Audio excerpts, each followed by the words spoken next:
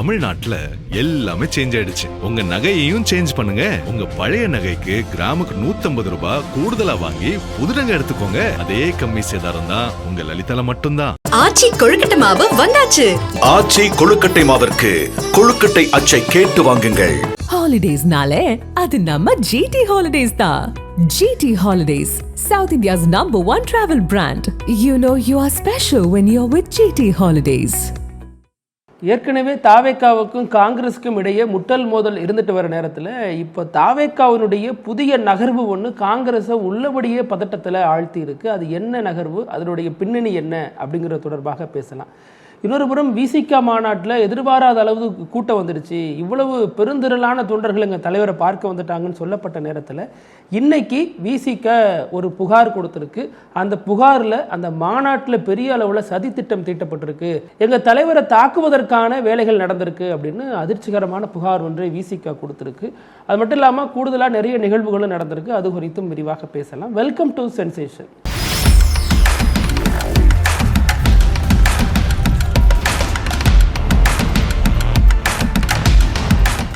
வணக்கம் பிருத்திவி. வணக்கம் அழகு. தாவேக்காவுடைய பிரதான எதிரியில் என்ன மாற்றம் இருக்கா அப்படின்னு தான் கேட்க தோணுது. இது வரைக்கும் திமுகவை ரொம்ப கூர்மையாக எதிர்த்தவங்க இப்போ பிரதான எதிரியாக கூட்டணி கட்சிகளை மாற்றிட்டாங்களோ அப்படின்னு தான் கேட்க தோணுது. குறிப்பாக அந்த கூட்டணி கட்சிகளில் காங்கிரஸ் கட்சியை நோக்கி தான், காங்கிரஸ் கட்சியை டார்கெட் பண்ணி தான் தாவேக்காவோட நகர்வுகள் சமீபத்தில் அதிகமாக இருந்திருக்கு. இப்போ ஆதவ அர்ஜுனா பேசினார்ல சட்டசபையில், தமிழ்நாட்டில் இருந்து ஒருத்தர் பிரதமராக வரணும் அப்படின்னா விஜயை அவர் நேஷனல் லெவலில் ப்ரொமோட் பண்ணுறது அது ஒரு பக்கம் இருந்தாலும், அது காங்கிரஸை பகைத்து கொள்ளும் ஒரு அரசியலை தாவேக்கா எடுக்க ஆரம்பிச்சிட்டாங்கன்ற மாதிரி ஒரு கருத்து முன்னாடி வைக்கப்பட்டது. அதை தொடர்ந்து தான் இப்போவும், அதாவது தேசிய அரசியலோட ஆஸ்பிரேஷன் இருக்கு இல்லையா, தேசிய அரசியலில் தாவேக்கா போகணும், தமிழ்நாட்டை தாண்டி இந்தியா முழுக்கவே பயணம் பண்ணணும், இந்தியாவில் விஜய் பிரதமராக வரணும்னு சொல்லிட்டுலாம் கட்சியில் பல எண்ணங்கள் பல ஆசைகள்லாம் இருக்குது கட்சிக்குள்ளே. அதை நோக்கி தான் அந்த கட்சி கொஞ்சம் கொஞ்சமாக நகருதோ அப்படின்ற ஒரு கேள்வி எங்கே எழும்புது அப்படின்னா, கேரளாவை குறி வச்சு ஒரு புதிய மாற்றத்தை தாவேக்கா கொண்டு வர போகிறாங்க. ஏன்னா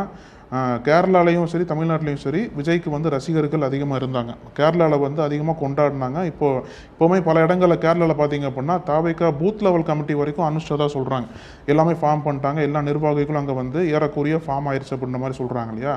இப்போ கேரளாவில் இருக்கக்கூடிய அந்த தாவேக்கா அந்த கட்சிக்கு புதிய தலைவராக ஒரு பிரபலமான முகம் ஒருத்தர் வரப்போகிறார். மலையாள நடிகர் தேவன். அவர் தான் தாவேக்காவுடைய கேரளா தலைவராக கூடிய விரைவில் அப்பாயின்ட் பண்ண போகிறதா சொல்கிறாங்க. தேவன் முன்னாடி பாஜகவில் இருந்தவர் தான். கேரளா பாஜகவோட துணைத் தலைவரை செயல்பட்டுருக்காரு. கிட்டத்தட்ட 5 ஆண்டுகள் மேலே இருந்திருக்கார் போல் இருக்கு.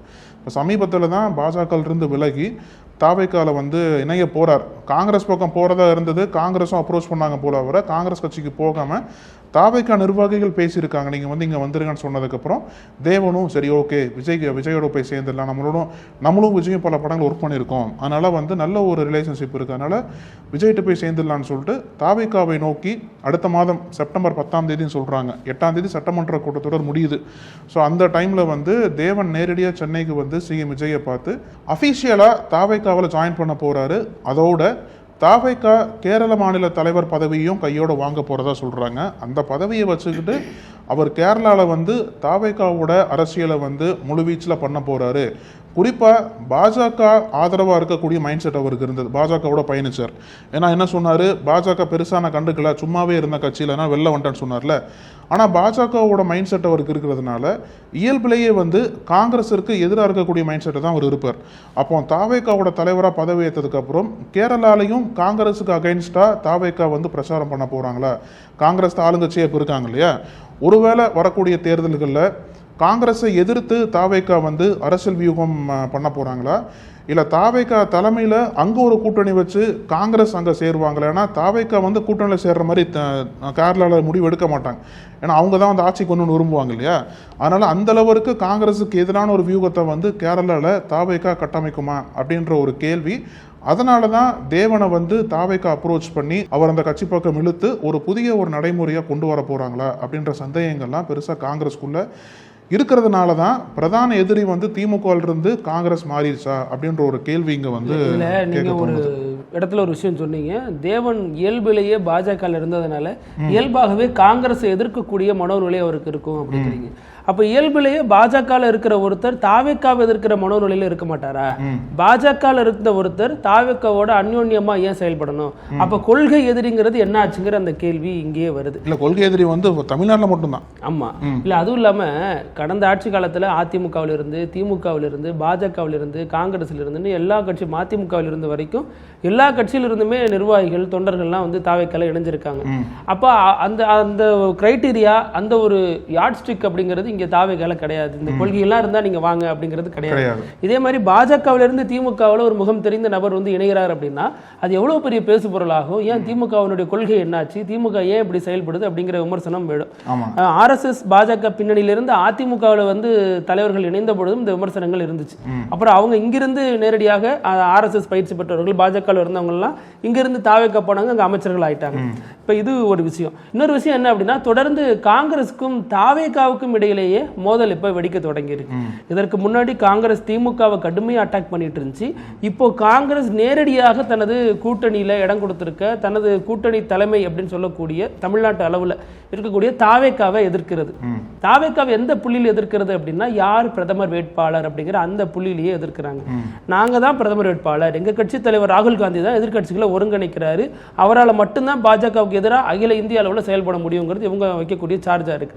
ஆனா தாவேக்கா என்ன சொல்றாங்கன்னா, வட இந்தியாவில் எங்க தலைவருக்கு செல்வாக்கு இருக்கு, பாருங்க எவ்வளவு இன்ஃப்ளூயன்சர் என்னென்ன விதமா பேசிட்டு இருக்காங்க, அவரது புகழ் போய் எங்க சேர்ந்துருச்சு, அது தவறா சரியாங்கிறதெல்லாம் அடுத்து. ஆனா அவரை மக்கள் ஏற்றுக்கொள்ள தயாராயிட்டாங்க, அதனால அடுத்த பிரதமர் வேட்பாளராக முதல்வராக கூட விஜய் தான் வருவாரு அப்படின்னு சொல்லிட்டாங்க. இதுல ஆல்ரெடி காங்கிரஸ்க்கு ஒரு பிரச்சனை இருக்கு. அவர் மாணிக்கந்தாகூர் விமர்சிச்சுட்டாரு, இது வந்து ரசிக மனநிலையிலே இருக்கிறாங்க, எப்படி ஆக முடியும், பாஜக கூட்டணி எதிர்ப்பாக நம்ம இந்தியா கூட்டணி கட்டமைச்சிருக்கோம், இந்தியா கூட்டணியில ஒருத்தர் சேரணும் அப்படின்னா அவங்க எம்பியா இருக்கணும், எம்பியா இருந்தா மட்டும்தான் சேர்த்துக்க முடியும் அப்படின்னு ஒரு விமர்சனத்தை தாவேக்கா மீது வைக்கிறார். முதல்ல எம்பியே இல்லை, எம்பி ஆகட்டும் அப்படிங்கிறாரு. ஆனா எம்பி ஆனாதான் பாஜக எதிரான கருத்து சொல்லுவாங்களா அப்படிங்கிற கேள்வியை இவங்க எழுப்பல. ஆனா பாஜகவுக்கு எதிர்ப்பாக எதுவுமே தாவேக்கா செய்ய மாட்டேங்குது. நீங்க இதுலயும் நல்லா கவனிச்சீங்கன்னா, இப்ப கேரளாவுக்கு போகக்கூடிய தாவேக்கா இப்ப அதனாலதான் நீங்க சொன்னீங்க இல்லையா, பாஜகவுக்கு அகைன்ஸ்டா எதுவுமே செய்யாம இருக்க போய் தான் சந்தேகமே வருது. உண்மையிலேயே பாஜக எதிர்க்கிறாங்களா அப்படின்னா, இப்ப பாஜக எதிர்க்கல அப்படின்னா ஏதோ ஒரு வகையில ரெண்டு பேரும் பேரலா தான் இருக்காங்க. அப்ப அங்கிருந்து இயற்கையாவே தலைவர் இங்க வரலாம் இல்லையா? இப்போ அடிப்படையிலேயே இவங்க வந்து எம்ஜிஆர் பாலிடிக்ஸ் தான் பண்ணுறாங்க அப்படிங்கிறது தெரியுது. எம்ஜிஆரை பொறுத்த வரைக்கும் மத்திய அரசோட இணக்கப்போக்கிலேயே இருப்பார், மத்திய அரசை பெரிய அளவில் எதிர்க்க மாட்டார், விமர்சிக்க மாட்டார். எமர்ஜென்சி டைமில் கூட அனைத்து இந்திய அண்ணா திராவிட முன்னேற்ற கழகம் அப்படின்னு அதிமுகவினுடைய பெயரை மாற்றினார். அப்போ அதே மாதிரி தான் விஜய் இப்போ தமிழக வெற்றி கழகம் அகில இந்திய கட்சியாக மாற்றுவதற்கான திட்டம் வச்சிருக்காரு அப்படிங்கிறாங்க. ஏன்னா அவருக்கே அந்த பிரதமர் கனவுங்கிறது இருக்குது. ஏன்னா இவ்வளோ நிர்வாகிகள் தொடர்ந்து பேசுகிறத விஜய் வேடிக்கை தான் பார்க்குறாரு. இப்போ கேரளாவுக்கு இப்போ காங்கிரஸுடைய திட்டமே காங்கிரஸுக்கு உல்டாவா மாறிடுச்சு, எதிராக மாறிடுச்சு. காங்கிரஸ் எதற்கு விஜய் கிட்ட போனாங்க, இவர்கிட்ட செல்வாக்கு இருக்கு, கேரளாவில் ரசிகர் கூட்டம் இருக்கு, ஆந்திராவில் இருக்கு, கர்நாடகாவில் இருக்கு, நம்ம இதை பயன்படுத்தி தென்னிந்தியா முழுவதும் காங்கிரஸ் கிளை பரப்ப முடியும், உறுதியான ஆட்சி தர முடியும், மக்கள் செல்வாக்கை பெற முடியும் இவங்க நம்பினாங்க. ஆனா விஜய் என்ன பண்றாரு, காங்கிரஸை பயன்படுத்தி அதன் மூலமாக அவர் ஒரு வளர்ச்சி அடைய பார்க்கிறார். ரெண்டாவது அவருக்கு இயல்பாக ரசிகர் கூட்டம் இருக்கு நம்புறாரு, கேரளாவில் ஆபீஸ் எல்லாம் போட்டாரு. தேவன் நீங்க சொல்ற மாதிரி கண்டிப்பாக காங்கிரஸ்க்கு எதிரான மனோநிலையில இருப்பார். அவர் வந்து போய் இணைந்து செயல்பட போறது இல்ல. அங்க ரெண்டாவது இடதுசாரிகளும் இருக்காங்க, அவங்களும் உங்க விஜயோட இங்க கூட்டணியில் இருக்கிறவங்க. அப்ப இந்த சதீசன் முதல்வராக பொறுப்பேற்றதற்கும் முதல்வர் விஜய் அங்க வந்து போயிட்டு அந்த விழாவுக்கு பங்கேற்கல. இடதுசாரிகள் மத்திய அமைப்புகளால தாக்கப்பட்ட பொழுது வந்து இவர் வந்து எந்த விதமான கண்டிப்பையும் தெரிவிக்கல. நீங்க இந்த புள்ளியெல்லாம் இணைச்சு பாத்தீங்கன்னா, அங்க வரணும் அப்படின்னா நான் சிஎம் ஆகி தான் வருவேன் அப்படின்னு சொல்ல வராரா அப்படிங்கிறது நமக்கு தெரியல. ஏன்னா கேரளா அப்படிங்கிறது இவருடைய ரசிக கூட்டம் அதிகம் இருக்கக்கூடிய ஒரு இடமா தான் இருக்கு. ஆனா கேரளாவுக்கு இதுவரைக்கும் நீங்க சொல்லலாம் அவங்க சினிமா பார்த்து தேர்ந்தெடுக்க மாட்டாங்க அப்படின்னு. ஆனா சுரேஷ் கோபி போன்றோர், சுரேஷ் கோபி தானே எம்பியா இருக்காரு இல்லையா, அப்ப அவரை போன்றோர் வந்ததுக்கு பின்னாடி சினிமா பின்புலம் இருக்கதான் செய்யுது. அந்த ஒரு விஷயமும் விஜய்க்கு தூண்டுதலா இருக்கு. நீங்க இன்னொன்னு கவனிச்சீங்க அப்படின்னா, அந்த கோவளம் ரிசார்ட்ல மீட்டிங் நடக்குது இல்லையா, மத்திய உள்துறை அமைச்சர் அமித்ஷாவோட தமிழக முதல்வர் விஜய் பங்கேற்கிறார். அந்த மீட்டிங்கிற்கு பிறகு விஜய் ஒரு ஸ்டாண்டுக்கு வந்திருக்காரு. என்ன அப்படின்னா, அமித்ஷா விஜய் கிட்ட சொன்ன முக்கியமான விஷயம், நீங்கள் எங்கள் கூட கூட்டணிக்கு வராட்டியும் பரவாயில்ல, திமுகவுக்கு என்ன மெசேஜ் சொல்லப்பட்டுச்சோ அதே மெசேஜ் எங்கள் கூட கூட்டணிக்கு வாங்க வராமல் போங்க, அது உங்களுடைய விருப்பம். ஆனால் காங்கிரஸ் எப்படியாச்சும் கழட்டி விட்டுருங்க. காங்கிரஸ் உங்கள் கூட இருக்கிறது எங்களுக்கு பிடிக்கல, காங்கிரஸ் பலமாகிறத நாங்கள் விரும்பலை, எங்கள் நோக்கமே காங்கிரஸ் முக்து பாரத் தான் அப்படிங்கிறது தெளிவாக சொல்லி. காங்கிரஸை பார்த்து பாஜக அவ்வளோ பயப்படுது? பயப்படலை. ஒரு சின்ன அளவில் கூட அவங்க இருந்துடக்கூடாது அப்படிங்கிறது அவங்க. இப்போ இங்கே அமைச்சராக இருக்காங்க இல்லையா, அப்போ அமைச்சராக இருக்காங்க, இங்கே வந்து ஒரு எம்பி கொடுக்குறீங்க, இதெல்லாம் அவங்களுக்கு விரும்பலை.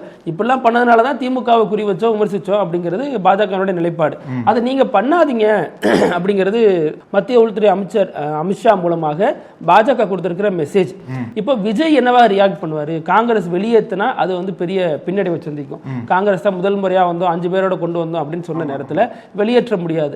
அப்போ இவங்க தொடர்ந்து பிரதம வேட்பாளர் கேரளாவில் நாங்கள் தான் மாற்று சக்தி அப்படின்னு வரதன் மூலமாக காங்கிரஸ்க்கு ஒரு நெருக்கடி கொடுத்து திமுக கூட்டணியிலிருந்து காங்கிரஸ் எப்படி வெளியேறுச்சோ அதே மாதிரி தாவேக்காவிலிருந்து காங்கிரஸ் வெளியேறும் அப்படிங்கிற ஒரு முடிவுக்கு வராங்க. ரெண்டாவது, பாஜகவை எதிர்த்து கொண்டிருக்கிற சக்திகள் எல்லாம் தன் பக்கம் இழுத்து அவங்களோட ஃபியூஸை புடுங்கிறது விஜயனுடைய இன்னொரு அரசியல் அஜெண்டாவா இருக்கு. விசிகாவா இருக்கலாம், இடதுசாரிகளா இருக்கலாம். இடதுசாரிகள் என்ன சொன்னாங்க, உங்களுக்கு அந்த உள்துறை அந்த தலைமைச் செயலாளர் வேணுமா நாங்க வேணுமான்னு கேட்டாங்க. விஜய் சொல்லிட்டாரு எனக்கு அவர் தான் வேணும், அவர் எக்ஸ்டென்ஷன் கொடுத்து வச்சிருக்காரு. ஆமா, அவர் ஒன்றும் பண்ண முடியாது அப்படின்ட்டு சொல்லவே இல்லை எதுவுமே. இவங்களும் அதை விட்டுட்டு அடுத்த ப்ராஜெக்ட் போயிட்டாங்க, பரந்தூர் விவகாரம், அது தொடர்பான விமர்சனம் அப்படி போயிட்டாங்க.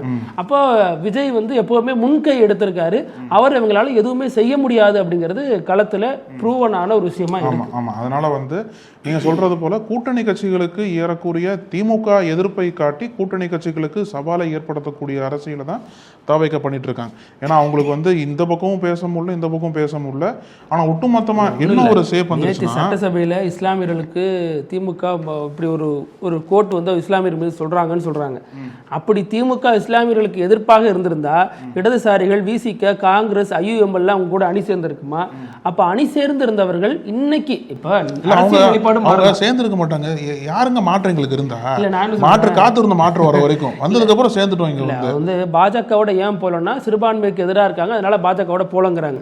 இன்னைக்கு பாஜக மீது வைக்கக்கூடிய விமர்சனத்தை திமுக மேல ஒருத்தர் வைக்கிறார் அப்படின்னா அரசியல் ரீதியா நிலைப்பாடு மாறி இருக்கலாம். ஆனா திமுக அப்படிப்பட்ட கட்சி இல்லைங்க அப்படின்னு இந்த 4 அணியிலிருந்து ஒருத்தர் கூட வந்து பேசல. இந்த 4 கட்சியில இருந்து ஒருத்தர் கூட பேசல. அப்ப இது எல்லாமே பாஜகவுக்கு சாதகமா மாறுது. அப்ப வந்து அவங்க மத ரீதியாக அரசியல் செய்யறாங்க. அது கிறிஸ்துவ அரசியலா இருக்கலாம், இஸ்லாமிய எதிர்ப்பு அரசியலை முன்வைக்கலாம் திமுகவுக்கு எதிராக. இப்படி பல விஷயங்கள் பண்றதும் கூட இவங்களால எதிர்க்க முடியல. அப்ப பாஜகவினுடைய அஜெண்டா சைலண்டாக இங்க நிறைவேற்றப்பட்டு கொண்டிருக்கிறது, இம்ப்ளிமெண்ட் ஆகிட்டு இருக்கு. ஆக மொத்த கூட்டணி கட்சிகள்லாம் வந்து அவங்க கொள்கை இழந்துட்டாங்கன்னு தான் சொல்லணும். ஏன்னா எப்படி நம்ம வந்து நம்பகத்தன்மையா இருந்தாங்க ஒரு இடத்துல பாத்தீங்கன்னா, இப்ப வந்து நம்பகத்தன்மை இழந்து பாஜக எதிர்ப்பையே வந்து விசிக வந்து கைவிட்டுட்டாங்களோ அப்படின்லாம் கேட்க தோணுது. அந்த அளவுக்கு வந்து இடதுசாரிகளும் பாஜக எதிர்ப்பு அதிகம் பேசுறாங்களா, திமுக எதிர்ப்பு அதிகம் பேசுறாங்களான்னு பாருங்களேன். இப்ப திமுக எதிர்க்கிறதுங்கிறது பெரிய விஷயம் கிடையாது. ஏன்னா அவங்களோட ஒத்த சிந்தனையில் இருந்தவங்க, அதனாலதான் கூட்டணியில இருந்தாங்க. இன்னைக்கு திமுகவோட ஒரு முரண் ஏற்பட்டிருக்குன்னா அது விமர்சிக்கிறது வேற. ஆனா பாஜக கொண்டு வரக்கூடிய சட்டங்கள், பாஜக கொண்டு வரக்கூடிய திட்டங்கள், பாஜகனுடைய பிளான் என்ன, பாஜக இந்த அரசு எப்படி இயக்குது, இந்த அரசுக்குள்ள தலைமைச் செயலாளர் வந்து அவரது ஆள்னு சொல்றாங்களே, இதை பத்தி எதுவுமே இந்த கட்சிகள் பேசாம இருக்கிறதுனுடைய அந்த அமைதி இருக்குல்ல, அதுதான் ரொம்ப ஆபத்தா இருக்கு அப்படின்னு நம்ம சந்தேகிக்கிறோம். திமுகவுக்கு மாற்றா தாவேக்கா ஆட்சிக்கு வந்துட்டாங்க. எப்படி வந்தாங்க அப்படின்னா, திமுக கூட்டணியிலிருந்து ஜெயிச்ச கூட்டணி கட்சிகள்லாம் இங்க வந்து ஆதரவு கொடுத்ததுனால இப்போ அந்த கூட்டணி கட்சிகள் இருக்காங்கல்ல, காங்கிரஸும் இடதுசாரிகளும், அந்த 2 கட்சிகளுக்கு மாற்றா கேரளாவில் நாங்களே தனித்து வரோம் அப்படின்ற மாதிரி அங்கே ஒரு அரசியலை பண்ண ஆரம்பிச்சிட்டாங்க. இப்போ அது ஒரு பக்கம் பெருசாக பேசப்பட்டு இருக்கு. இப்போ இன்னொரு பக்கம் வந்து விசிகா பற்றி பேசினால இந்த ஒரு செய்தி நம்ம பேச வேண்டியது இருக்கு. சமீபத்தில் கள்ளக்குறிச்சியில் வந்து விசிகா மாநாடு நடத்துனாங்க இல்லையா, அதில் வந்து திருமாவளவன் அவரோட பேச்சை வந்து முழுசாக பேச முடியல. அந்த அளவுக்கு வந்து கூட்டம் வந்து கட்டுக்கடக்காம அவ்வளோ பேர் திரண்டு வந்துட்டாங்க, அவ்வளோ இளைஞர்கள் திரண்டு வந்ததுனால அவருக்கே ஃபர்ஸ்ட் பாதுகாப்பு இல்லாமல் போயிடுச்சு. அதனால அவரோட ஸ்பீச்சை வந்து கட் ஸ்டார்ட் பண்ணிட்டு 5 நிமிஷம் தான் பேசினாரு. அதுலேயும் 2-3 முக்கியமான விஷயம் சொல்லிட்டார். தாவேக்காவோட தான் கூட்டணின்னு சொல்லிட்டாரு, நாங்கள் தான் அடுத்த ஆளுங்கட்சி அவர் ஒன்றா சொல்லிட்டாரு இல்லையா. அப்படி இருக்கிற சமயத்தில் இப்போ அதாவது அந்த மேடையில் சதி பண்ணுறாங்க, விசிகா மாநாட்டுக்கு சதி பண்ணுறாங்க அப்படின்ற ஒரு செய்தி வந்து மீண்டும் இப்போ வந்து லைம் லைட்டுக்கு வந்திருக்கு. யார் தான் சதி பண்ணுறா, என்ன தான் சதி பண்ணுறாங்க அப்படின்ற ஒரு புரியாத புதிர் தான் இப்போ நிலவிட்டு இருக்கு. கள்ளக்குறிச்சி மாவட்ட நிர்வாகிகளே அந்த மாவட்டத்துக்கு உட்பட்ட எஸ்பி கிட்ட கம்ப்ளைண்ட் பண்ணியிருக்காங்க. அந்த கம்ப்ளைண்ட்ல என்ன சொல்றாங்க அப்படின்னா, ஆகஸ்ட் 17ஆம் தேதி எங்களுடைய கட்சி சார்பாக தமிழ் தேசிய எழுச்சி மாநாடு நடந்துச்சு. அந்த மாநாட்டில் கட்டுக்கடங்காத கூட்டம் வந்துச்சு. அந்த கூட்டத்தில் ஒரு பகுதியினர் வந்து சமூக விரோத சக்திகளால் கொண்டு வரப்பட்டிருக்காங்க. அவங்க எங்கள் தலைவருக்கு எதிரான செயல்களை ஈடுபட்டிருந்தாங்க. நாங்கள் வீடியோ ஆதாரத்தோடு கொடுத்துருக்கோம். அதில் ஒருத்தர் வாட்டர் பாட்டில் வச்சு அடிக்கிற மாதிரி இருக்கு. அது என்னங்கிறது தெளிவாக தெரியல. அந்த வீடியோவோட ஆதாரத்தை நாங்கள் கொடுத்துருக்கோம். எங்கள் தலைவரை தாக்குறதுக்கான சதி திட்டம் நடந்திருக்கு. இந்த கூட்டம் இயற்கையாக கொண்டது கிடையாது. இது வந்து செயற்கையாக வந்திருக்க ஒரு அணி, அந்த டீம் இருக்காங்க அதில் அப்படின்னு சொல்றாங்க. ஆனால் வந்திருக்கிற எல்லாருக்குமே என்ன தெரிஞ்சிருக்குன்னா, எங்களுடைய நிர்வாகிகள், சக நிர்வாகிகள், இப்போ நம்மெல்லாம் போனோம்னா அவங்க கண்டுபிடிக்க முடியும் இல்லையா, வெளியிலிருந்து ஒரு நபர் வராருன்னு. ஆனால் கூட்டம் அளவுக்கு அதிகமாக இருக்கு. கட்டுக்கடங்காமல் இருக்கிறப்ப யார் முகத்தையும் பார்க்க முடியலங்கிறது அவங்க வைக்கக்கூடிய ஒரு விமர்சனமா இருக்கு. அப்போ இதில் தலைவரை தாக்கு சதி நடந்திருக்கு அப்படிங்கிற இந்த விஷயம் ரொம்ப வெயிட்டேஜான ஒரு விஷயம். அப்போ இந்த சதி நடத்துனது யார் அந்த நபர்கள் அப்படிங்கிறத காவல்துறை கண்டிப்பாக கண்டுபிடிக்கணும். இப்போ நீங்க பாத்தீங்க அப்படின்னா, இந்த விசிகாவினுடைய மாநாடுங்கிறது எழுச்சிகரமாக நடக்கிறது யாருக்கு இடையூறாக இருக்கிறது, அல்லது தலைவர் திருமாவளவனை யார் வந்து எதிராக பார்க்கிறார் அப்படிங்கிற விமர்சனமும் இதுல கூடவே இருக்கு. இப்போ இவங்க திடீர்னு ஏன் இதை சொல்றாங்க? இப்போ திருமாவளவன் இதை சொல்லலையே. திருமாவளவன் அவரோட பிரஸ் மீட்ல சொன்னாரு, அளவுக்கு அதிகமாக கூட்டம் ஆயிடுச்சு, கரூர் சம்பவம் மாதிரி நடந்துருமோன்னு பயமாயிடுச்சு, அதனால நான் வந்து அங்கிருந்து அவசரமா வெளியேறிட்டேன் அப்படிங்கிறாரு. அப்ப அவர் தாக்குதலுக்கு உள்ளாகி இருந்தா, அல்லது அந்த நோக்கத்தில் யாராவது அவரை மேன் ஹேண்ட்லிங் பண்ணியிருந்தா அவர் கண்டிப்பா தெரிஞ்சிருக்கும். அந்த கூட்ட நெரிசல்ல அவர் திணறி இருந்ததா நம்ம பார்த்தோம். அதுக்கப்புறம் ஹாஸ்பிட்டல்ல அட்மிட் ஆயிருந்தாரு. ஆனா இப்படி ஒரு நடந்திருந்துச்சுன்னா ரொம்ப விபரீதமான ஒண்ணு, ரொம்ப அதிர்ச்சிகரமான ஒண்ணு.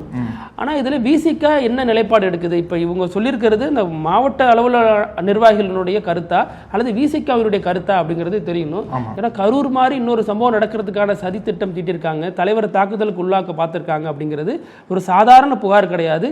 ரொம்ப கவனத்துடன் கையாள வேண்டிய ஒரு புகாராக இருக்கிறது. அதே மாதிரி வந்து இப்போ கூட்டணி கட்சிகள் பிரச்சனை ஒரு பக்கம் பார்த்துட்டோம் இல்லையா. இப்போ திமுகவோட பயணிக்கக்கூடிய தேமுதிக அவங்களோட பொதுக்கூட்டம் என்பது நேற்றைய தினம் கடலூரில் நடந்திருக்கு. அங்கே தான் பிரேமலதா விஜயகாந்த் ஒரு முக்கியமான உண்மையை போட்டு உடைச்சிருக்காங்க. இப்போ தாவேக்கா வந்து எல்லாத்தையும் கூப்பிட்டாங்க இல்லையா, எங்களோட சேர்ந்துருங்கன்ற மாதிரி குதிரை பேரம் பண்ணுறாங்க. கூட்டணி கட்சிகளுக்கு அழைப்பெல்லாம் விடுத்தாங்க, அதாவது கல்லாப்பட்டி கூட்டணிக்கு அழைப்பெல்லாம் விடுத்தாங்க. இப்போ அவங்க போய் சேர்ந்துட்டாங்க. இப்போ அதே மாதிரி ஒரு அழைப்பு வந்து தேமுதிகவுக்கு வந்தது. அவங்க எப்படி சொல்கிறாங்க அப்படின்னா, நமக்கு மட்டும் அழைப்பு வராமல் இருந்துச்சு, அழைப்பு வந்தது, இப்போ இருக்கிற சிஎம்ஏ நம்மள்ட்ட பேசினாரு, ஆனால் நம்ம வந்து எடுத்த முடிவில் ஸ்ட்ராங்காக இருப்போம். அதாவது சோஃபா செட் வந்தா என்ன, பீரோ வந்தா என்ன, ஏன் லாக்கரே வந்தாலும் நம்மளோட முடிவில் உறுதியாக நிற்போம் அப்படின்ற ஒரு பஞ்ச் டைலாக்கோட அவங்களோட உறுதியை வந்து நேற்றைக்கான அந்த பொதுக்கூட்டத்தில் வெளிப்படுத்தியிருக்காங்க. இல்லை, இதில் அதிகம் சந்தேகிக்கப்பட்ட கட்சி அப்படின்னா தேமுதிக தான். ஏன் போகாமல் இருக்காங்க, போயிடுவாங்க, கடைசி நேரத்தில் வந்துட்டாங்க, இவங்க வந்து சீக்கிரம் வெளியேறிடுவாங்க, உங்களுக்கு ஒரு கொள்கை இல்லை, கோட்பாடு இல்லை, திமுக நீங்கள் சொன்னது போல இந்த கூட்டணி கட்சிகள்லாம் எதற்காக இங்கேருந்து போனாங்க அப்படின்னா இது ஒரு காரணமாக சொன்னாங்க. நேற்றைக்கு வந்த கட்சி எங்களோட அதிகமாக சீட்டு கொடுத்துட்டாங்க, எம்பி சீட் கொடுத்துட்டாங்கன்னு சொல்லிட்டு இதுவும் ஒரு காரணமாக சொன்னாங்க இல்லையா. ஆனால் அதுக்கு முன்னாடி அவங்க தான் சொன்னாங்க, இது வெறும் தேர்தல் கூட்டணி கிடையாது, கொள்கை கூட்டணி, 4 சீட்டு 5 சீட்டுக்கு அவெல்லாம் பிரிஞ்சு போற கூட்டணி கிடையாதுன்னு சொன்னது இதே தலைவர்கள் தான். ஆனா கடைசியா ரொம்ப அவசரமா போனது இதே தலைவர்கள் தான். அவசரமாக வந்தவங்க இவங்க சீக்கிரம் போயிடுவாங்கன்னு சொன்ன தேமுதிக இன்னமும் போகல, இவங்க கூட தான் இருக்கிறாங்க அப்படிங்கிறது ஒரு விஷயம். இதுல எல்கே சுதீஷ் ஒரு விஷயத்த சொல்றாரு. இந்த இதுலயே வந்து அதிகமாக யாரு நல்ல எம்எல்ஏ அப்படின்னா எங்களுடைய அக்கா பேர் தான் வருது அப்படின்னு சாட்ஜிபிட்டியே சொல்லுது அப்படின்னு ஒரு காட்டுறாரு. அதுக்கு அடுத்து திமுக அதிமுக கூட்டணி தொடர்பாக நான் தான் பேச்சுவார்த்தை நடத்தினேன் அப்படிங்கிற விஷயத்தையும் சொல்றாரு. அப்ப இதன் மூலமாக திமுக அதை விரும்பல, திமுக தலைவர்கள் விரும்பல, அதிமுக விரும்பல, அதிமுக தலைவர்கள் விரும்பல, நான் தான் தேர்ட் பார்ட்டியா இருந்து பேச்சுவார்த்தை நடத்தினேன் அப்படின்னு எல்கே சுதீஷ் சொல்றாரு. இதற்கு முன்னாடியே இதை வந்து கம்யூனிஸ்டுகள் சொல்லிட்டாங்க, எல்கே சுதீஷ் தான் பண்ணாருன்னு. அப்ப இத்தனை நாளாக திட்டமிட்டு கட்டமைக்கப்பட்ட அந்த ஒரு விவாதம், திமுக அதிமுக கூட்டணி வைக்குது அப்படிங்கிற விவாதம் பொய்யானதா அப்படிங்கிற ஒரு கேள்வி இதில் எழுது. இப்போ நம்ம வீடியோவோட இறுதி பகுதி வினோத செய்தி. அதாவது நம்ம நிறைய ஒர்க்கிங் கல்ச்சர்லாம் பார்த்துருப்போம். Work from home, hybrid work பண்ணுறது, எப்போயாச்சும் ஆஃபீஸ் வாங்க, இல்லை ஆஃபீஸே வர வேண்டாம், எங்கே இருந்தாலும் பரவாயில்ல, ரிசல்ட்டை மட்டும் காட்டுங்க அப்படின்லாம் பல கல்ச்சர்ஸ் இருக்கு இல்லையா. அதே மாதிரி இப்போ வந்து ஒர்க் ஃப்ரம் கார் ரூஃப் அப்படின்ற மாதிரி ஒரு கல்ச்சர் கிடையாது. வேறு வழியே இல்லாமல் ஒரு ஊழியர் வந்து தள்ளப்பட்டிருக்கார். ஏன் அப்படின்னா ஹரியானாவில் குருகிராமில் அவர் வந்து காரில் போயிட்டு இருந்திருக்காரு. வெள்ளம் டைமில் ஃபுல்லாக மழை பெஞ்சிருக்கு, ரோடெலாம் தண்ணியாக நின்றுருக்க போல் இருக்கு. இவர் வந்து ஒர்க் ஃப்ரம் ஹோம்னு சொல்லி போயிட்டு இருந்திருக்காரு போல். ஒர்க் பண்ணி ஆகணும்ல, என்னடா காரில் மாட்டிக்கிட்டோமே, வெளில வர மழை தண்ணியாக இருக்குது, வீட்டுக்கும் போக முடியாது, கம்பெனி ரிப்போர்ட் பண்ணி ஆகணுமேன்னு சொல்லிட்டு ஒரு நிர்பந்தம் ஏற்பட்டதில் டக்குன்னு கார் ரூஃப் மேலே ஏறிட்டார். கார் ரூஃப் மேலே ஏறி உட்காந்து லேப்டாப் ஓப்பன் பண்ணி வச்சு அங்கேயே ஒர்க் பண்ண ஆரம்பிச்சிட்டார். எவ்வளவு ஒரு விசுவாசமான ஒரு எம்ப்ளாயி. ஒர்க் ஃப்ரம் ஹோம்னா எங்க வேணா இருக்கலாம், ஆபீஸ்ல இருக்க கூடாது, கார் ரூஃப் மேல உட்கார்ந்து ஒர்க் பண்ணணும் அப்படின்ற மாதிரி. ஒர்க் ஃப்ரம் ஃப்ளட்னு வேணா சொல்லலாம். ஒர்க் ஃப்ரம் ஃப்ளட் அப்படி தான் சொல்லணும். ஆமா, வெள்ளமா இருந்தாலும் வேலை செய்வேன் அப்படிங்கிற அளவுக்கு விசுவாசமா இருக்காரு. நல்ல ஒரு செய்தி தான். ஆனாலும் உயிர் முக்கியம் இல்லையா பிகில் அப்படிங்கிறதையும் பார்க்க வேண்டியதா இருக்கு. பேசுவோம், இதே மாதிரி பல செய்திகளோட மீண்டும் சந்திக்கலாம். அழகு, நன்றி. தொடர்ந்து பேசலாம். பத்தி நன்றி. நக்கீரன் டிவிக்கு சப்ஸ்கிரைப் செய்யுங்கள். உங்கள் ஆதரவே எங்கள் பலம். ஆசிரியர்களுக்கு நண்பனாகவும் மாணவர்களுக்கு ஆசானாகவும் திகழும் தேர்வு வழிகாட்டி. ஒவ்வொரு பாடத்திற்கும் அனுபவமிக்க ஆசிரியர்களின் துல்லியமான தெளிவான விடைகள். CNC இருக்கு, தேர்வு பயம் எதற்கு? இது தீரன் பப்ளிஷிங் ஹவுஸ் விற்பனை வெளியீடு.